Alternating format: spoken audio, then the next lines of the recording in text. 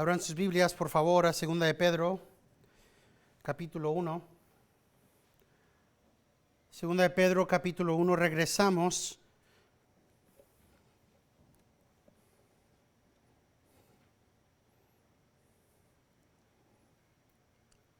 a nuestra cuarta y última parte de nuestra serie de caminar el camino bien.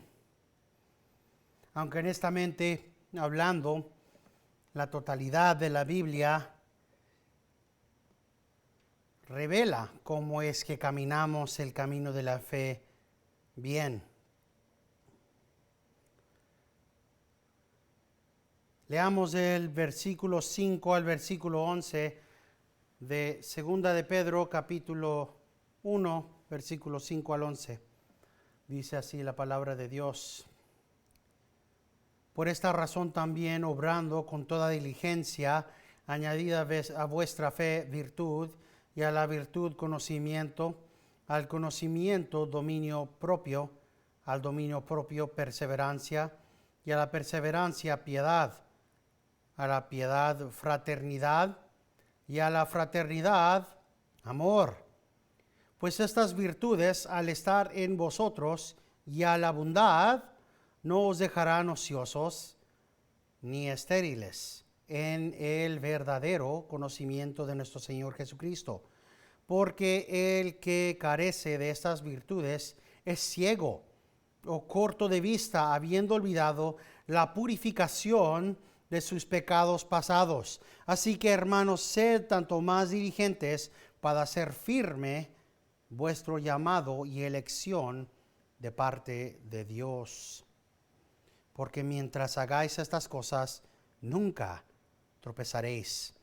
Pues de esta manera os será concedida ampliamente la entrada al reino eterno de nuestro Señor y Salvador, Jesucristo. Oremos.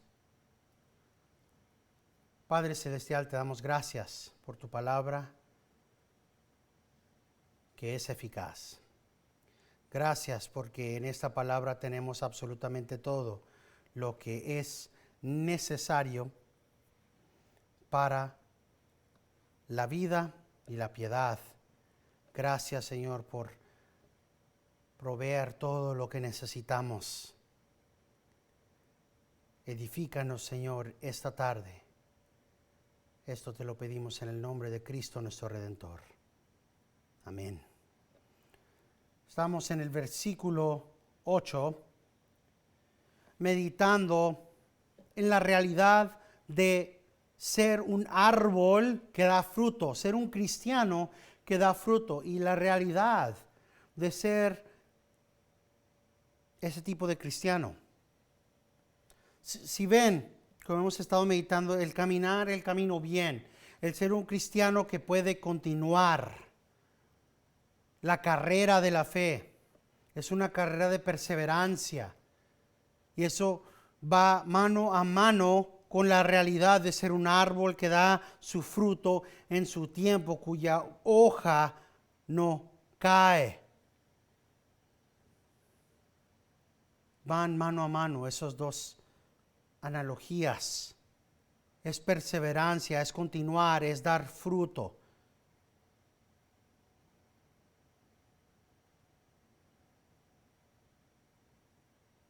Pero no se puede hacer eso si no hay vida.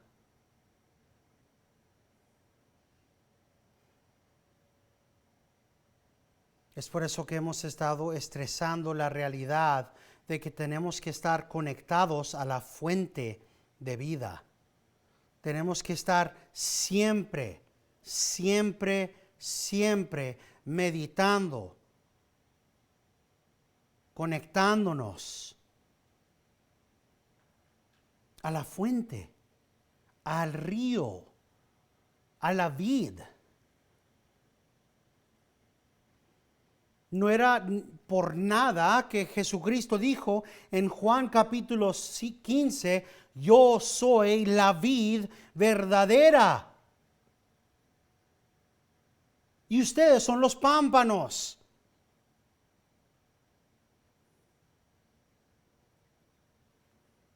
dijo eso porque la realidad es que los pámpanos no dan nada si no están conectados, ¿verdad?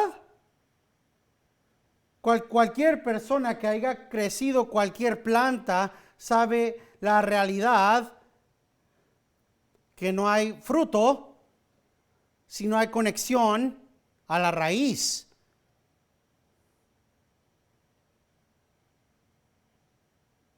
Todo pámpano que no da fruto es cortado y echado al fuego. No hay ningún ejemplo más real al futuro de aquellos que no dan fruto que ese. Sin embargo, hay gente que están completamente felices a sentarse y hacer absolutamente nada. Peor, hay tantos que están completamente felices a no dar ningún fruto todas sus vidas. Sin embargo, llegamos aquí y leemos, pues estas virtudes al estar en vosotros y al abundar, no os dejarán ociosos ni estériles. ¿En qué? En el verdadero conocimiento de nuestro Señor Jesucristo. Tenemos que crecer, dar fruto evidente.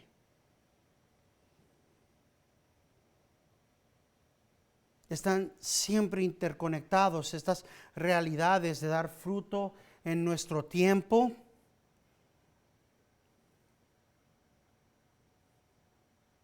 Y el conocimiento del Señor. Claro que también está la otra realidad, ¿verdad? El dar otro tipo de fruto, que es el fruto de perversidad, el fruto de maldad, y eso significa que tal persona está conectado a Satanás. Porque el corazón, vemos el fruto.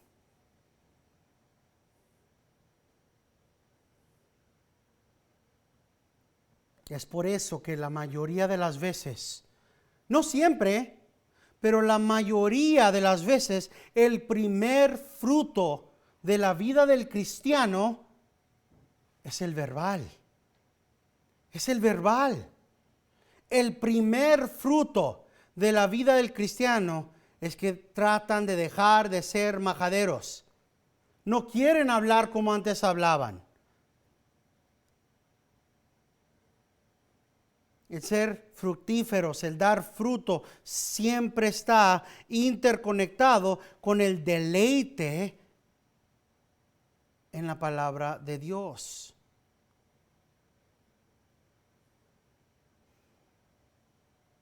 Pero va en contra de nuestra naturaleza.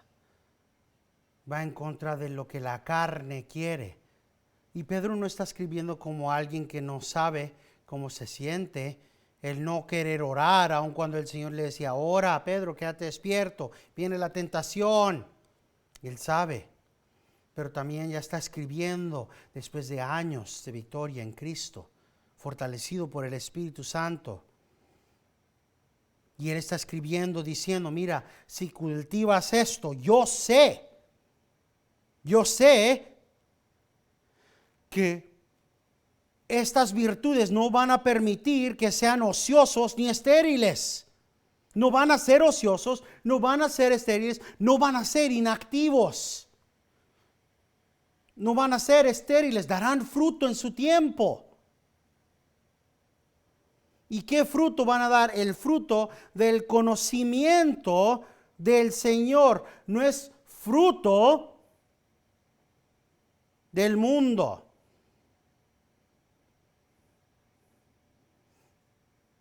No es nada más el no ser inefectivo, no es nada más el no dar fruto, pero él es el específicamente el conocimiento del Señor. Y lo digo específicamente porque vivimos en un tiempo donde los números importan mucho. Vivimos en un tiempo donde los números importan, de hecho, demasiado, dependiendo de dónde están. Gánense almas, gánense almas, gánense almas. ¿Por qué no se ganan conocimiento? Gánense conocimiento primero y las almas vendrán.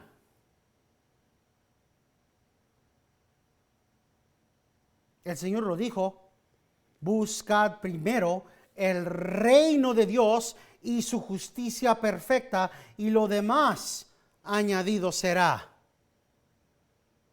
Pero el mundo ha diseñado todo un sistema y le ha aplastado un engomado que dice cristiano.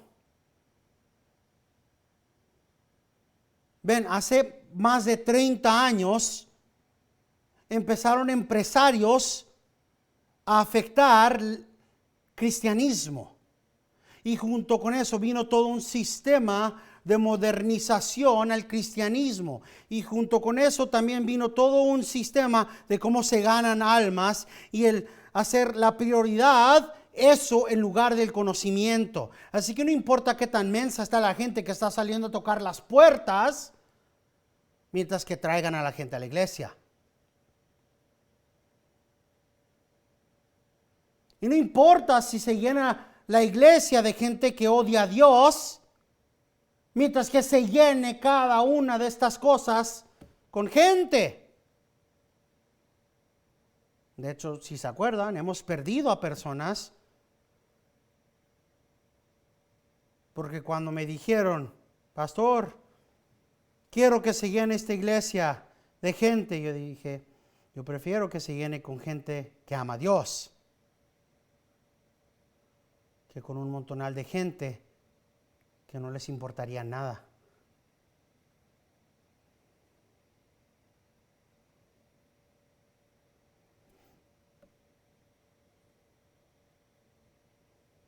Vivimos en un mundo tecnológico, un mundo que tiene una mentalidad y un estándar propio de lo que es efectivo y de lo que es el dar fruto. Y el problema es cuando ese estándar entra y permea en la iglesia. Y cuando los cristianos empiezan a operar bajo las ideas y el estándar del mundo, a lo que determina efectivo y dar fruto. Me gusta la manera en la que lo describió un comentador, y él lo puso así. Dijo, deberíamos de tener mucho cuidado al dejar las palabras inefectivo, ocioso, dirigir nuestra mente en una dirección incorrecta. Somos cristianos modernos y tenemos una manera de pensar en la ética del trabajo cuando pensamos en el servicio del cristiano, en el cual pensamos que podemos usar estas palabras como efectivo o productivo. Esto, pensamos nosotros, es el hablar de el cristiano práctico o la vida práctica cristiana, entre comillas. Queremos que los líderes cristianos sean efectivos, entre comillas, y productivos. Queremos dar dinero a misiones y a ministerios que son efectivos y productivos.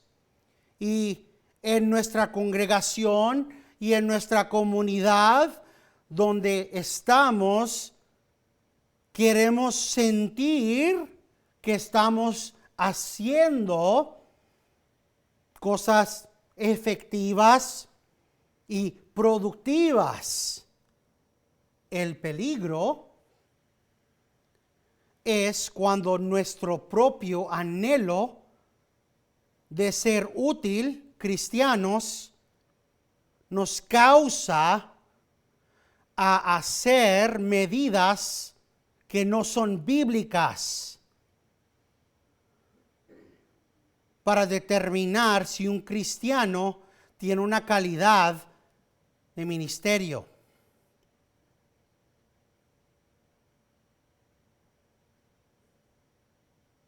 Y con el pasar del tiempo,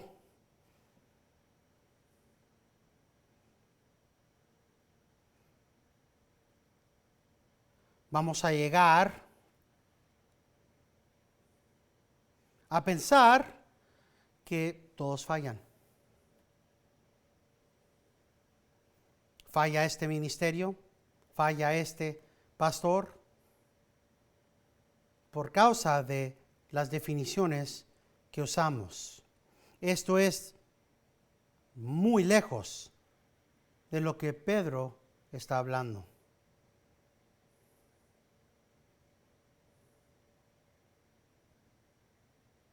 Cuando permitimos que Pedro hable como él está hablando y realizamos que él quiere que nosotros evitemos ser inefectivos y ociosos en nuestro entendimiento de nuestro Señor y Salvador Jesucristo, cambia todo. Cambia todo. Y ahí termina lo que dijo ese comentador. No se trata de que no importa a la gente del mundo. No se trata de que no importan las misiones del mundo. De hecho, tomamos cada semana misiones para nuestra operación navideña y tomamos cada semana misiones extra para las misiones internacionales de Heart Cry Missionary Society. Aparte de lo que damos, eso es extra. Así que no piensen por un momento que no es que no nos importe nada de eso, sino de que la mentalidad es importante. ¿Qué es lo que la Biblia pone primero? ¿Cuánta gente se va a ir y ganar? ¿Cuántas almas se ganó? ¿Cuántas puertas tocó? ¿A cuánta gente alimentó? ¿Cuántos regalos dio? ¿Cuántas casas construyó? ¿Cuántos pozos en África alcanzó? ¿A cuántos niños adoptó? No. ¿Cuánto conoció a su Señor y qué tan fielmente lo obedeció? Porque eso es lo que afecta todo lo demás. Como ya hemos hablado en las virtudes, el amor vertical afecta al horizontal. Si ustedes conocen a Dios, entonces ese conocimiento afecta cómo aman, cómo dan, cómo ayudan. Es exactamente este tipo de mentalidad, este tipo de pensar bíblicamente que previene que uno sea, como lo dijo Pedro, porque yo no puedo decirlo mejor que el apóstol, no os deja ser ocioso ni estéril en el verdadero conocimiento del Señor. Tal persona por su propio fruto demuestra quién es. Una persona que no haga nada, una persona que no demuestra conocimiento de Dios, una persona que no le importa conocer a Dios, una persona que no le interesa leer, que no le interesa estudiar, que no le interesa orar, no le interesa ir a la iglesia, demuestra que es hijo de Dios, hijo de Satanás. Es sencillo.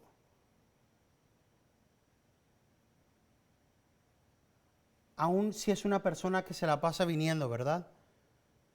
Pueden venir cada domingo por el resto de sus vidas. Pero si nunca abren su Biblia, nunca la estudian, nunca llenan su mente con el conocimiento de nuestro Señor Jesucristo, no son hijos de Dios. Simple y sencillo. Y hay iglesias en todo Norteamérica llenas de personas que van a la iglesia cada domingo y nunca estudian la Biblia. Cristo lo dijo absolutamente y claramente en Mateo 7. Mateo capítulo 7. Esas palabras terribles, espantosas.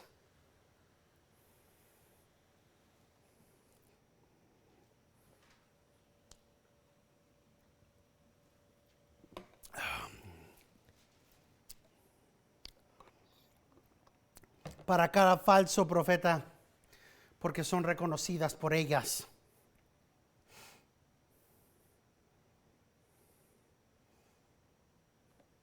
Desean que no pudieran ser reconocidos tan fácilmente. Pero aquí está escrito, claro, perfectamente, del 15 al 20. Cuidados de los falsos profetas que vienen a vosotros con vestidos de ovejas, pero por dentro son lobos rapaces. Por sus frutos los conoceréis. ¿Acaso se recogen uvas de los espinos o higos de los abrojos? Así todo árbol bueno da frutos buenos, pero el árbol malo da frutos malos. Un árbol bueno no puede producir frutos malos, ni un árbol malo producir frutos buenos. Todo árbol que no da buen fruto es cortado y echado al fuego. Así que por su fruto los conoceréis.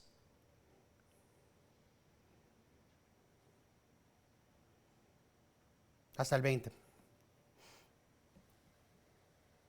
Estas palabras son el juicio espantoso de cada falso profeta. Y es el juicio que le espera a cada persona que se sienta en iglesias en todas partes del mundo por años. Son una de las cosas más tristes que me ha pasado a mí. Es el haber pasado en diversas iglesias y haber hablado con personas que no me escucharon cuando les advertí. Lea su Biblia, mi hermano, lea su Biblia, mi hermana. ¿Cómo me puede decir que lleva 30 años en la fe y no ha leído su Biblia? No le interesa.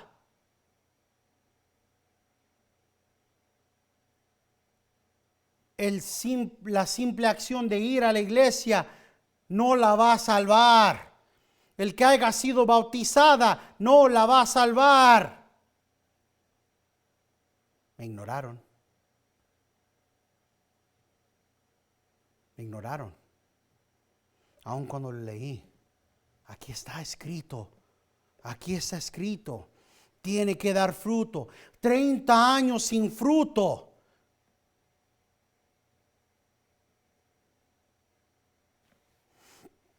Hermano, si plantara usted un manzano, ¿se esperaría 30 años? Si pasan 30 años y sigue el palito ahí sin dar nada, no ha crecido, no ha dado manzana. En 30 años nada ha pasado. ¿Me va a decir que hay vida?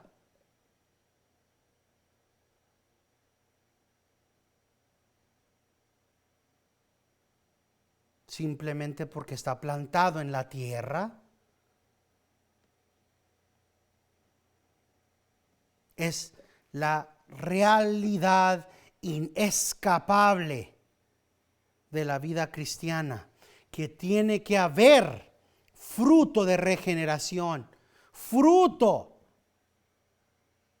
O hay fruto de vida eterna o hay fruto de condenación eterna. No hay a medias. Pedro simplemente está repitiendo la verdad que Cristo dijo. Él dice, si estas virtudes son tuyas, enséñalas, demuéstralas, que sean visibles. Es lo mismo que dijo Cristo, ¿verdad? Nadie prende una vela y la esconde. No hace sentido, ¿verdad? Nadie dice, está oscuro, déjame prendo mi lámpara y luego la pongo aquí debajo de la cama para continuar en la oscuridad. Pero hay personas que se dicen ser cristianas que dicen, no, sí tengo dones. El Señor me ha bendecido grandemente. Tengo muchos regalos de Dios. El Señor, créame. ¿Dónde están? ¿Dónde está el fruto? ¿Y por qué lo sigue escondiendo? No hay excusa en la vida cristiana para un cristiano inactivo. La escritura es clara. Falta de crecimiento cristiano es sinónimo con muerte espiritual. En este día hay tantos que dicen ser cristianos sin fruto para demostrar vida. Igual tenemos a otros de este lado que se la pasan movidos. Siempre están haciendo algo. Siempre están ahí cada día y hasta los días que no tienen que estar ahí. Están haciendo mucho. Pero todo lo que están haciendo es basura en la luz de la eternidad. Son aquellos que al fin de todo van a encontrarse diciéndole al Señor, Señor, pero hicimos todas esas cosas. ¿Que no hicimos todo esto? ¿Que no me viste haciendo todo esto para ti? ¿Que no viste cuántas veces fui? ¿No viste cuántas cosas hice? ¿No viste cuántos demonios eché afuera? ¿No hiciste todo esto que hice? Es por eso que Pedro pone el énfasis en el conocimiento del Señor. No se trata de cuántas casas hace uno, o cuántos árboles se pueden plantar, o cuántos misioneros puede ayudar uno, o no. ¿Cuántas personas uno puede bautizar como pastor? Al fin de todo, si no hay conocimiento de Dios, y más importantemente, si Cristo no te conoce a ti, es por eso que el fruto es tan importante. Si Cristo no conoce a uno, ¿verdad? Es por eso que el fruto demuestra si Cristo te conoce. Es por eso que el versículo 9 dice Pedro, porque el que carece de estas virtudes es ciego, o corto de vista, habiendo olvidado de la purificación de sus pecados. Ahora, estamos hablando todavía de aquellos que son en la fe. ¿Qué pasa, mis hermanos y hermanas, si se la pasan por años inactivos? ¿Qué pasa si no hacen nada? Pedro dio el buen ejemplo. Sean fructíferos, obren fuertes, sean diligentes. Y aquí en el versículo 9 da el ejemplo negativo. El que carece de estas virtudes es ciego. o corto de vista, miópico, habiendo olvidado la purificación de sus pecados. En el 1980, el doctor MacArthur dio un ejemplo que he compartido con ustedes, pero no alcancé a darles todo el ejemplo, así que lo tengo aquí con ustedes. De la cegueza que Dios puede permitir. La ceguez que Dios puede permitir a la gloria y la bondad de Dios a uno. Dice, es increíble. El doctor MacArthur, en 1980, dice, es increíble cómo es que un creyente puede llegar a ser tan vacío de fruto como un no creyente. Y de tal manera que es tan difícil de distinguir de un apóstata, de un mundano, un superficial, un falso cristiano. Y parece hasta ser inútil a Dios. Es por eso, amados, que en 1 Corintios 11 dice que hay unos que mueren, porque el Señor simplemente se los llevó. En 1 Juan capítulo 5 dice que el Señor se lleva a algunos cristianos. Él simplemente los remueve. Tengo que decirles que cuando un cristiano llega a ser indistinguible de un no creyente, en un sentido es peor que un no creyente. Es tan confuso a la gente cuando dices que eres un cristiano, pero tu vida es completamente vacía. ¿Sabes qué le pasa a una persona que no tiene fruto? Que no tiene ninguna virtud, no tiene conocimiento, no tiene control de sí mismo y ninguno de estos frutos de la fe son ciegos.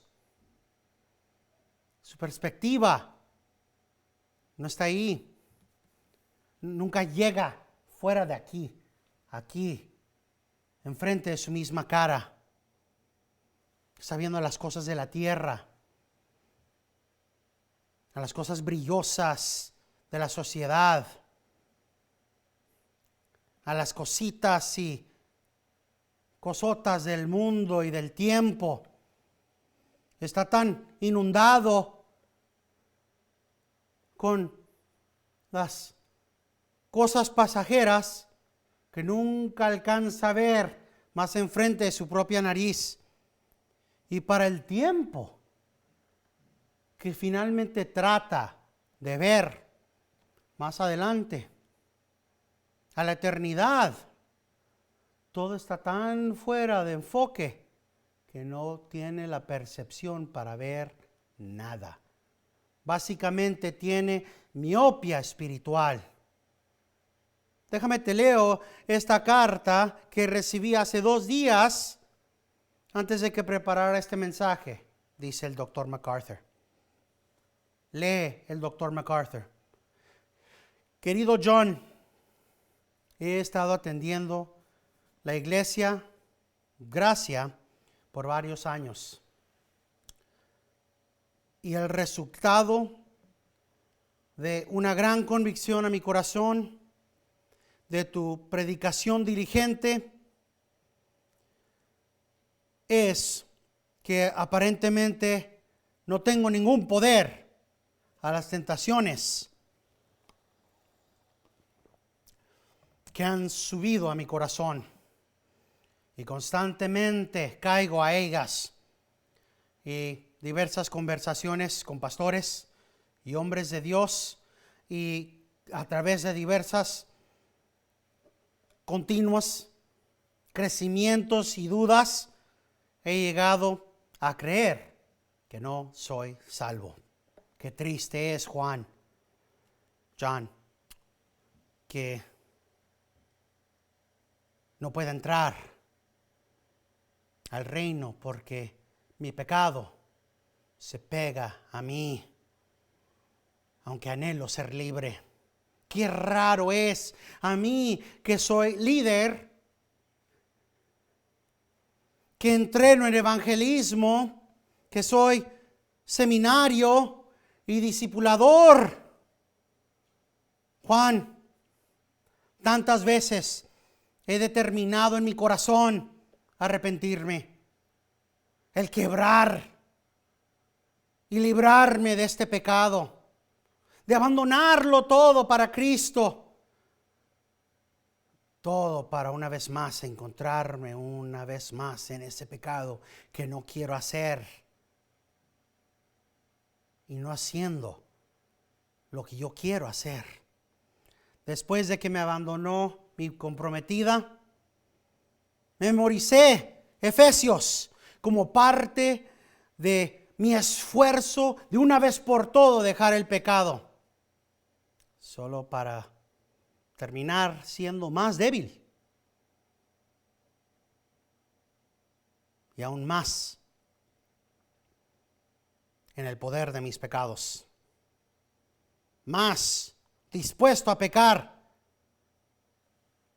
agarrando a cualquier pecadillo para tratar de matar el dolor de la pérdida de mi amor. En mi corazón, Juan, en mi corazón. Pero ahí es donde cuenta, ¿verdad? Ahí es donde vives. Peco, Juan, porque soy un pecador. Soy un soldado, Juan, sin mi armadura, corriendo en la zona de batalla, recibiendo balas del pecado. No podría dejar la iglesia si quisiera. Amo a la gente. Amo el evangelio del amado Mesías. Soy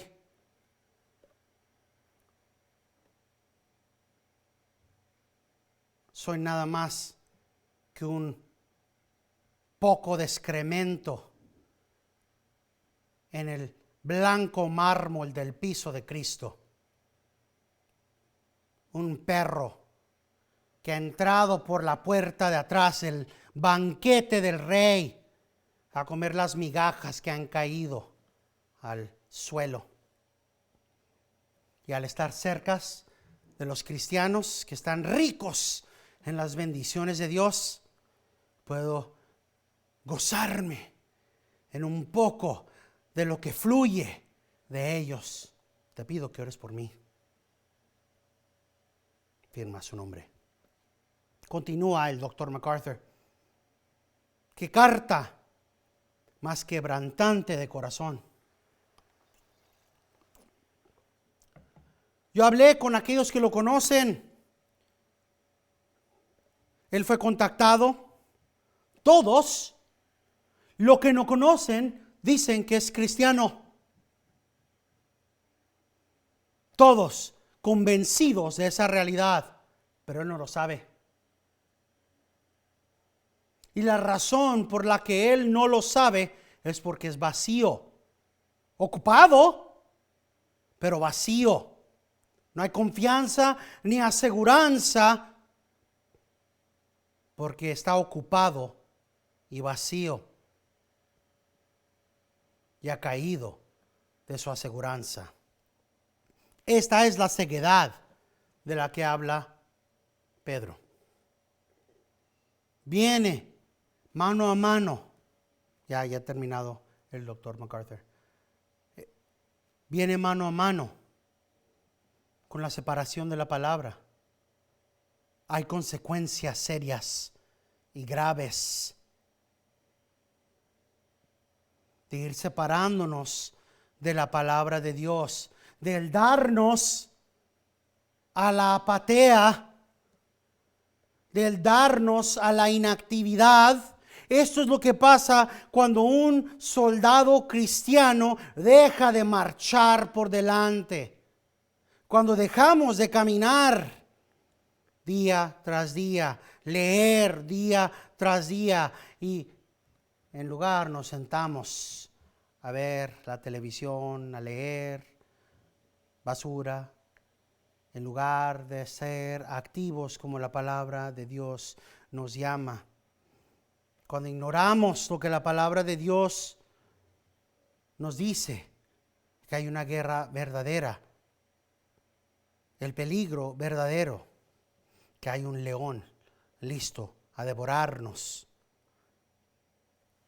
Esa carta tan deprimente, tan triste, esa realidad desciende sobre uno. Yo he estado ahí. Es una de las cosas más terribles, más tristes. Y no he estado ahí nada más una vez, No nada más una. ¿Verdad? Porque piensan, una vez mi hermano, gloria a Dios, que salió de ahí. No, me ha pasado más que una vez. Pensarían, con una es suficiente. No.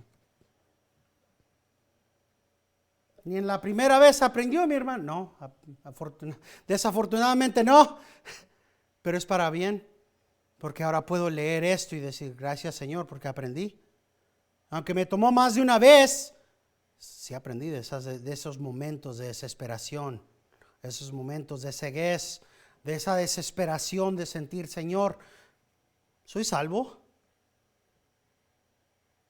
¿Soy tuyo? No puedo sentir nada. No puedo ver ni enfrente de mí. Noten lo que dice Pedro. Habiendo olvidado la purificación de sus pecados pasados. ¿En qué se enfocó ese señor? Pecado, pecado, pecado, pecado, pecado, pecado, pecado, pecado, pecado. No tanto en la redención, no tanto en la hermosura de Cristo. Un poco, ¿verdad? Pero inundado en su desesperación. Están tan perdidos que están inactivos. Completamente inactivos, ciegos y torpes de mente.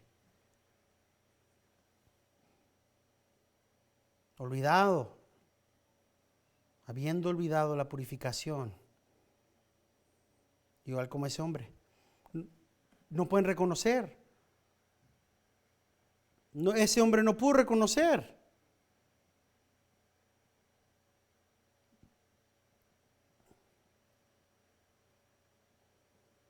Hay que obrar para no llegar ahí o para no regresar si hemos estado ahí. Versículo 10, así que hermanos, sed tanto más diligentes. ¿Por qué? Por si acaso estuvieron ahí en el versículo 9, ¿verdad? Sed tanto más diligentes para hacer firme vuestro llamamiento y elección de parte de Dios, porque mientras hagáis estas cosas, nunca tropezaréis. Confírmenlo. Miren las escrituras, vean la verdad bíblica. Es lo que hemos visto en Primera de Juan, capítulo 3. Si se acuerdan, en Primera de Juan, capítulo 3, versículo 19, dice, en esto sabemos que somos de la verdad y aseguramos a nuestros corazones delante de Él en cualquier cosa que nuestro corazón nos condene. Porque Dios es mayor que nuestro corazón y sabe todas las cosas. Amados, si nuestro corazón nos condena, confianza tenemos delante de Dios. Y si se acuerdan, eran dos partes. La primera parte, nuestro corazón nos condena. Eres pecador. Has pecado ante Dios. Sí. ¿Cómo respondemos a eso? Y soy redimido. ¿Cómo respondemos? Confesando, sí, soy pecador. Señor, perdóname. Ayúdame a darle la espalda a este pecado y a continuar en pos de estas virtudes que me has llamado. Y luego el versículo 21. Amados, si nuestro corazón nos condena, confianza tenemos delante de Dios. Soy redimido, soy perdonado, no por algo que yo haya hecho, sino porque Dios hizo toda la obra. Sí, cuando nuestro corazón nos condena, nos dice, son viles pecadores. Han pecado contra un Dios perfecto y santo, increíble. La palabra de Dios dice, es verdad, es cierto, pecas cada día. Al mismo tiempo, si has sido redimido, el sacrificio de Cristo es efectivo una vez para siempre. Así que Pedro dice, diligentemente, mira, lee las Escrituras. Sé diligente, sed tanto más diligentes para hacer firme vuestro llamamiento. ¿Cómo pueden hacer eso? Solamente en las Escrituras. Solamente en las Escrituras podemos hacer nuestro llamamiento diligente.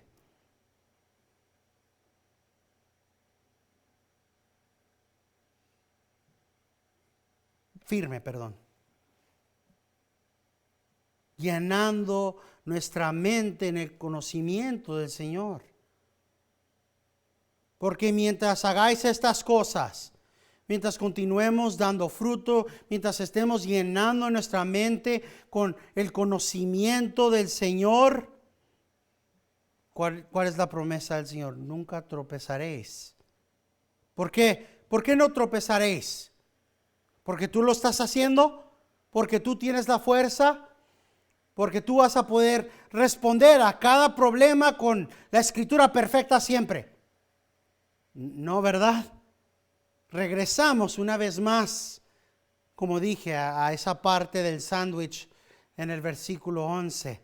Pues de esta manera os será concedida ampliamente la entrada al reino de nuestro Señor y Salvador Jesucristo. Regresamos una vez más a la realidad de que Dios es el que suple. Una vez más, Dios nos da todo lo que necesitamos, nos da eso en su palabra, nos llama diligentemente cultivar con toda nuestra fuerza estas virtudes, sabiendo que va a ser difícil. Después nos dice una vez más, ser diligentes para ser firme vuestro llamado y elección, y termina afirmando una vez más la realidad de que Él mismo es el que suplirá o será concedida. Él es el que concederá ampliamente. Él es el que suplirá ampliamente. Él nos da todo. Nos da en su palabra. Lo tenemos todo aquí, siempre. Terminamos con las palabras de Pablo en Efesios 3, 20 al 21. Y aquel que es poderoso para hacer todo mucho más abundantemente de lo que pedimos o entendemos, según el poder que obra en nosotros, a Él sea la gloria en la iglesia y en Cristo Jesús, por todas las generaciones, por los siglos de los siglos. Y toda la gente de Dios dice, amén.